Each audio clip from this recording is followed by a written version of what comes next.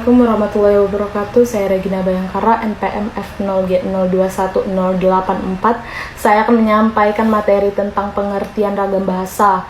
Menurut Bachman 1990, ragam bahasa adalah variasi bahasa menurut pemakaian yang berbeda, menurut topik yang dibicarakan, menurut hubungan pembicara, kawan bicara, orang yang dibicarakan, serta menurut medium pembicara. Seiring dengan perkembangan zaman, sekarang ini masyarakat mengalami perubahan, sehingga bahasa pun mengalami perubahan. Perubahan itu berupa variasi-variasi bahasa yang dipakai sesuai keperluannya. Dalam hal ini, banyaknya variasi tidak mengurangi fungsi bahasa sebagai alat komunikasi yang efisien, sehingga dalam bahasa timbul mekanisme untuk memiliki variasi tertentu yang cocok untuk keperluan tertentu, serta bisa memilih untuk menggunakan variasi bahasa mana yang cocok untuk dipakai. Sesuai dengan ragam standar. Menurut Subaryanto 2000, adapun pengertian ragam bahasa menurut beberapa ahli yaitu sebagai berikut. Yang pertama, ragam bahasa menurut Bachman 1999, ragam bahasa adalah variasi bahasa menurut pemakaian yang berbeda-beda, menurut topik yang dibicarakan, menurut hubungan pembicara, kawan bicara, orang yang dibicarakan, serta menurut medium pembicara itu sendiri.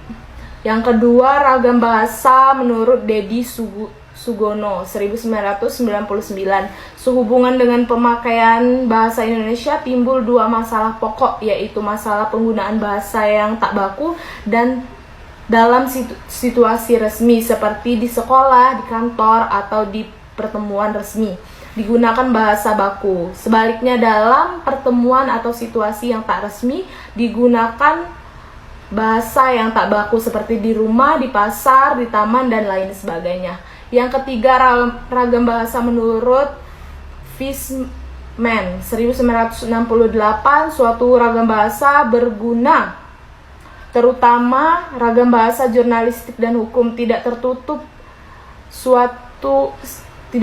kemungkinan untuk menggunakan suatu kosakata dalam ragam bahasa baku agar dapat menjadi anutan bagi masyarakat pengguna bahasa Indonesia. Dalam hal ini yang perlu diperhatikan adalah kaidah tentang norma yang berlaku dan berkaitan dengan latar belakang pembicaraan, situasi pembicaraan, pelaku bicara, dan topik pembicaraan.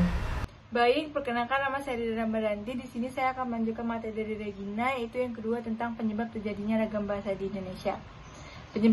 Penyebab terjadinya ragam bahasa Indonesia seiring dengan timbulnya perubahan di masyarakat itu sendiri. Perubahan pun bervariasi bahasa yang digunakan sesuai dengan keperluan tertentu. Oleh karena itu, banyaknya perubahan bahasa dan perubahan variasi tersebut, agar tidak mengurangi mekanisme bahasa sebagai alat komunikasi yang efisien, bahasa mempunyai mekanisme untuk memilih variasi mana cocok digunakan. Ada pun beberapa faktor penyebab timbulnya ragam bahasa Indonesia. Yang pertama, ada faktor budaya. Setiap daerah mempunyai perbedaan kultur dan daerah hidup yang berbeda-beda. Contohnya seperti daerah Jawa dan daerah Papua, serta beberapa wilayah di Indonesia lainnya. Yang kedua, ada faktor sejarah. Setiap daerah mempunyai kebiasaan, adat istiadat, dan bahasa nenek moyang yang berbeda-beda antara satu dengan yang lainnya. Yang ketiga, ada faktor perbedaan demografi. Setiap daerah mempunyai dataran yang berbeda. Di daerah dataran tinggi, contohnya seperti daerah pantai dan pegunungan, biasanya menggunakan bahasa yang singkat, padat, dan jelas, tetapi dengan intonasi nada yang tinggi. Lalu kalau di dataran rendah atau pemukiman warga yang padat, biasanya menggunakan bahasa yang panjang dan dijelaskan secara detail, tetapi dengan menggunakan intonasi nada yang rendah. Selain faktor tersebut, ragam bahasa juga terjadi karena perkembangan zaman, di samping perbedaan cara penyampaian logat bahasanya sendiri. Baik, itulah materi dari saya, yaitu tentang ragam bahasa. Selanjutnya akan dijelaskan oleh partner saya. Baiklah, perkenalkan, saya Tasya Dwi Damayanti, NPM F0G0211111. Baiklah, Tasya akan menjelaskan materi Yang ketiga, yaitu jenis ragam bahasa. Yang pertama, berdasarkan pokok pembicaraan, dibedakan menjadi 4. Yang pertama adalah ragam bahasa undang-undang, ragam bahasa jurnalistik, ragam bahasa ilmiah, dan ragam bahasa sastra. Yang kedua yaitu berdasarkan media pembicaraan, dibedakan menjadi 2. Yang pertama adalah ragam lisan. Ragam lisan meliputi ragam bahasa cakapan, ragam bahasa pidato, ragam bahasa kuliah, dan ragam bahasa panggung. Sedangkan yang kedua adalah ragam bahasa tulis. Ragam ini meliputi ragam bahasa undang-undang, ragam bahasa catatan, dan ragam bahasa surat. Yang ketiga yaitu berdasarkan hubungan antar pembicara, meliputi ragam bahasa resmi, ragam bahasa akrab, ragam bahasa agak resmi. Yang keempat adalah berdasarkan situasi pemakaiannya. Ragam ini meliputi ragam formal, ragam semi formal, dan ragam non formal. Yang kelima yaitu berdasarkan ragam sosial dan ragam fungsional, dibedakan menjadi ragam keilmuan atau teknologi, ragam kedokteran, dan ragam keagamaan. Baiklah, jenis-jenis ragam bahasa. Yang pertama adalah ragam bahasa dilihat dari cara penuturan. Berdasarkan cara pandang penutur, ragam bahasa dibedakan menjadi 4, yaitu yang pertama adalah ragam dialek. Ragam dialek adalah variasi bahasa yang digunakan atau dipakai oleh sekelompok bangsawan di tempat tertentu. Dalam istilah lama, ragam dialek disebut sebagai logat. Logat yang paling menonjol yang mudah dipahami ialah lafal. Logat bahasa Indonesia orang Jawa tampak dalam pelafalan B pada posisi awal nama-nama kota seperti Bandung, Banyuwangi, dan realisasi pelafalan kata seperti pendidikan, tabraan, kenaian, geraan, dan yang lainnya. Logat daerah yang paling kentara yaitu dari segi tata bunyinya. Logat Indonesia yang dilafalkan oleh orang Tapanuli dapat dikenali. Misalnya karena tekanan kata yang amat jelas. Logat Indonesia orang Bali dan orang Jawa yaitu pada pelafalan bunyi T dan D-nya. Ciri-ciri khas yang meliputi tekanan, turun naiknya nada, dan panjang pendeknya bunyi bahasa membangun aksen yang berbeda-beda. Baiklah, itulah yang dapat Tasya sampaikan. Berikutnya akan disampaikan oleh teman Tasya. Baik, perkenalkan nama saya Yolanda Grafika. Saya akan melanjutkan materi dari Tasya Dwi Damayanti. 2. Ragam terpelajar. Tingkat pendidikan penutur bahasa Indonesia juga mewarnai penggunaan bahasa Indonesia.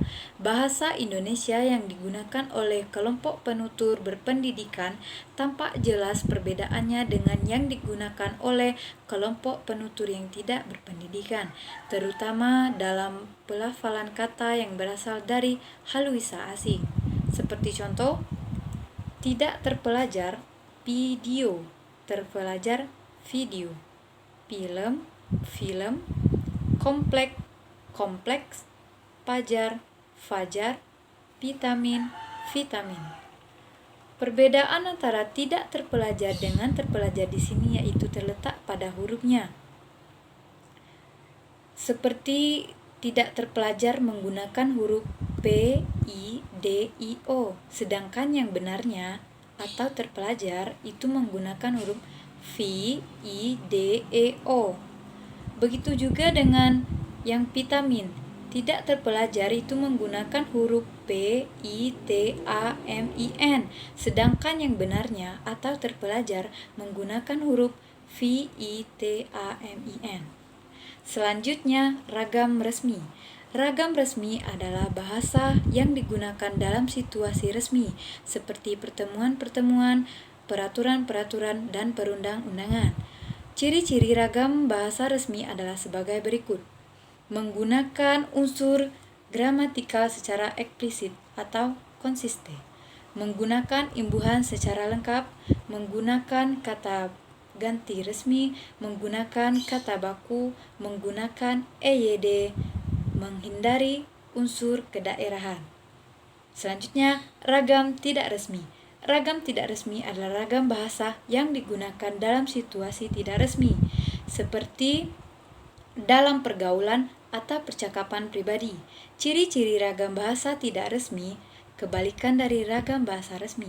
Ragam bahasa resmi atau tidak resmi ditentukan oleh tingkat kepermalan bahasa yang digunakan. Semakin tinggi tingkat kebakuan suatu bahasa, berarti semakin resmi bahasa yang digunakan.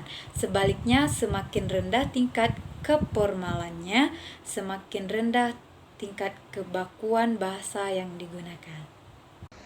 Perkenalkan, nama saya Sherly Febrianti, NPM M0G02115. Saya akan melanjutkan materi dari Yolanda Grafika, yaitu ragam bahasa dilihat dari cara berkomunikasi. Ragam bahasa dilihat dari cara berkomunikasi itu ada 3. Yang pertama yaitu ragam bahasa lisan. Ragam bahasa lisan adalah suatu ragam bahasa yang dihasilkan oleh alat ucap atau organ of speech. Dalam ragam bahasa lisan ini, kita harus memperhatikan beberapa hal seperti tata bahasa, kosakata, dan lafal dalam pengucapannya. Dalam hal ini, dengan memperhatikan hal-hal tersebut, pembicara dapat mengatur tinggi rendahnya atau tekanan yang dikeluarkan mimik atau ekspresi muka yang ditunjukkan, serta gerak tangan atau isyarat untuk mengungkapkan ide sang pembaca. Contoh ragam lisan yaitu yang pertama, ragam bahasa cakapan, yang kedua ragam bahasa pidato, yang ketiga ragam bahasa kuliah, dan yang terakhir yaitu ragam bahasa panggung. Ciri-ciri dari bahasa lisan yaitu yang pertama, memerlukan kehadiran orang lain, unsur gramatikal tidak dinyatakan secara lengkap, terikat ruang dan waktu, dipengaruhi oleh tinggi rendahnya suara. Kelebihan ragam bahasa lisan yaitu sebagai berikut: dapat disesuaikan dengan situasi, faktor efisiensi, faktor kejelasan, faktor kecepatan, lebih bebas yang memperjelas pengertian bahasa yang dituturkan oleh penutur, dan yang terakhir yaitu penggunaan bahasa dari informasi audit, visual, dan kognitif sang penutur. Kelemahan ragam bahasa lisan yaitu yang pertama, bahasa lisan berisi beberapa kalimat yang tidak lengkap, bahkan terdapat frase-frase sederhana. Yang kedua, penutur sering mengulangi beberapa kalimat. Yang ketiga, tidak semua orang bisa melafalkan bahasa lisan dengan benar. Yang keempat, aturan-aturan bahasa yang dilakukan tidak formal. Yang kedua, ragam tulis. Ragam bahasa tulis adalah bahasa yang dihasilkan dengan memanfaatkan tulisan dengan huruf sebagai unsur dasarnya. Contoh ragam tulis antara lain yang pertama, ragam bahasa teknis, ragam bahasa undang-undang, ragam bahasa catatan, dan ragam bahasa surat. Ciri-ciri ragam bahasa tulis adalah yang pertama, tidak memerlukan kehadiran orang lain. Yang kedua, adanya unsur gramatikal atau hubungan antar unsur-unsur bahasa dalam satuan yang lebih besar yang dinyatakan secara lengkap. Yang ketiga, tidak terikat oleh ruang dan waktu. Dan keempat, dipengaruhi oleh tanda baca atau ejaan. Kelebihan ragam bahasa tulis yaitu yang pertama, informasi yang disajikan bisa dipilih oleh sang penulis untuk dikemas menjadi media atau materi yang lebih menarik dan menyenangkan. Yang kedua, umumnya memiliki kedekatan antara budaya dengan kehidupan masyarakatnya. Yang ketiga, sebagai sarana untuk memperkaya kosakata. Yang keempat, dapat digunakan untuk menyampaikan maksud atau tujuan, memberikan informasi, serta dapat mengungkap unsur-unsur emosi sehingga mampu meningkatkan wawasan si pembaca. Dan yang terakhir, kelemahan ragam bahasa tulis yaitu yang pertama, alat atau sarana yang dapat memperjelas pengertian seperti bahasa lisan tidak ada. Akibatnya bahasa tulis pun harus disusun lebih sempurna. Yang kedua, tidak mampu menyajikan berita secara lugas dan jujur. Yang ketiga, hal tidak ada dalam bahasa tulis pun tidak dapat diperjelas. Perkenalkan, nama saya Bella Cynthia Margareta, NPM F0G0210096. Baiklah, saya di sini akan menjelaskan dari teman saya yang sebelumnya. C. Ragam bahasa dilihat dari topik pembicaraan. Yang pertama, ragam sosial. Ragam sosial yaitu ragam bahasa yang sebagai norma dan kaidahnya didasarkan atas kesepakatan bersama dalam lingkungan sosial yang lebih kecil dalam masyarakat. Misalnya, ragam bahasa yang digunakan dalam keluarga atau persahabatan dua orang yang akrab dengan dikatakan sebagai ragam sosial. Selain itu, ragam sosial berhubungan pula dengan tinggi atau rendahnya status kemasyarakatan. lingkungan sosial yang bersangkutan. Yang kedua, ragam fungsional. Ragam fungsional atau profesional adalah ragam bahasa yang dikaitkan dengan profesi, lembaga, lingkungan kerja, atau kegiatan tertentu lainnya. Ragam fungsional juga dikaitkan dengan keresmian, keadaan penggunanya. Ragam fungsional dapat menjadi bahasa negara dan bahasa teknis keprofesian seperti dalam lingkungan keilmuan atau teknologi, kedokteran, dan keagamaan. Yang ketiga, ragam jurnalistik. Bahasa jurnalistik adalah ragam bahasa yang dipergunakan oleh dunia perpusat kabaran atau dunia pers sama dengan media massa cetak.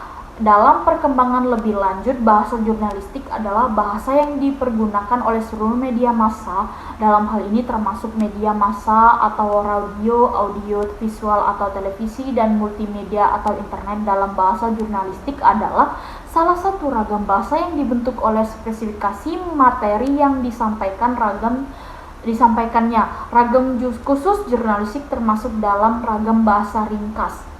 Yang keempat, ragam sastra. Ragam sastra memiliki sifat atau karakter subjektif, lentur, konotatif, kreatif, dan inovatif. Bahasa sastra ialah bahasa yang dipakai untuk menyampaikan emosi, perasaan, pikiran, fantasi, atau lukisan angan-angan, penghayatan lahir batin, peristiwa dan hayalan dengan bentuk istimewa. Dalam hal ini, istimewa dengan kekuatan efeknya pada pendengar atau pembaca, dan istimewa cara penuturannya. Bahasa dalam ragam sastra ini digunakan sebagai bahasa kesenian, di samping sebagai alat komunikasi. Dan yang terakhir, yaitu yang kelima, ragam politik dan hukum. Bahasa politik berisi kebijakan yang dibuat oleh penguasa dalam rangka menata dan mengatur kehidupan masyarakat. Dengan sendirinya, penguasa merupakan salah satu sumber penutur bahasa yang mempunyai pengaruh yang besar dalam pengembangan bahasa di masyarakat. Salah satu ciri khas bahasa hukum adalah mengguna kalimat yang panjang dengan pola kalimat luas. Baiklah, ini adalah materi terakhir dari kelompok 1. Baiklah, ini terima kasih atas presentasi kami dalam menyampaikan materi kami. Bila ada salah kata, dimohon maafkan. Terima kasih.